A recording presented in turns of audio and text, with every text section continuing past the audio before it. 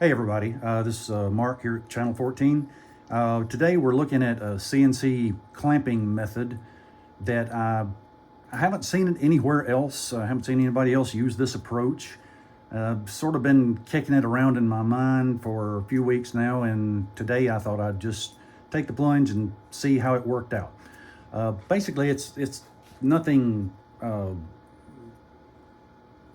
exceptionally clever or nothing groundbreaking or anything like that. But there is an advantage that I think is going to be quite useful. Basically, I started out with this piece that I cut with the machine itself, and the purpose for it is to provide a stop.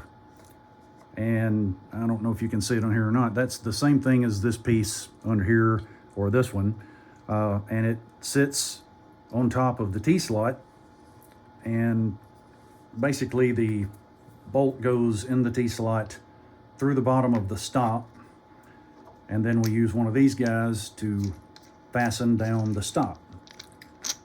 And as you can see, the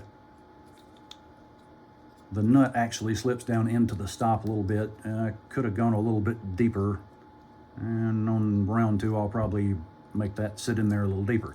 The reason we want to do that is when we go to put the clamps over the top, if you don't have enough clearance between the top of the nut and the bottom of the clamp, then you'll get some interaction that is not in your favor. So just basically, yeah, that could be way better. So basically, what that allows us to do is use one bolt, and that will fasten down the stop, and also allow you with the same bolt to fasten it down from the top to prevent, as say you had an end mill in there that had a tendency to pull the part up off the table, and I think an upcut end mill will do that under certain circumstances given certain materials.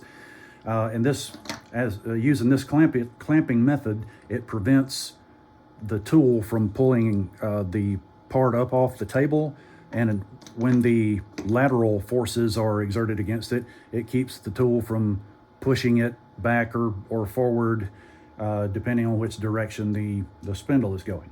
So anyway, pretty simple concept, but going to be pretty useful, I believe, and I'll probably end up trying to work on it a little bit more and come up with an improved prototype model. But in the meantime, I'm going to go ahead and add these to the easel forum. I'll add the project to the easel project list, and if anybody has any suggestions for improving it, or just alternative ways of doing something a little different on this approach, I'd love to hear about it.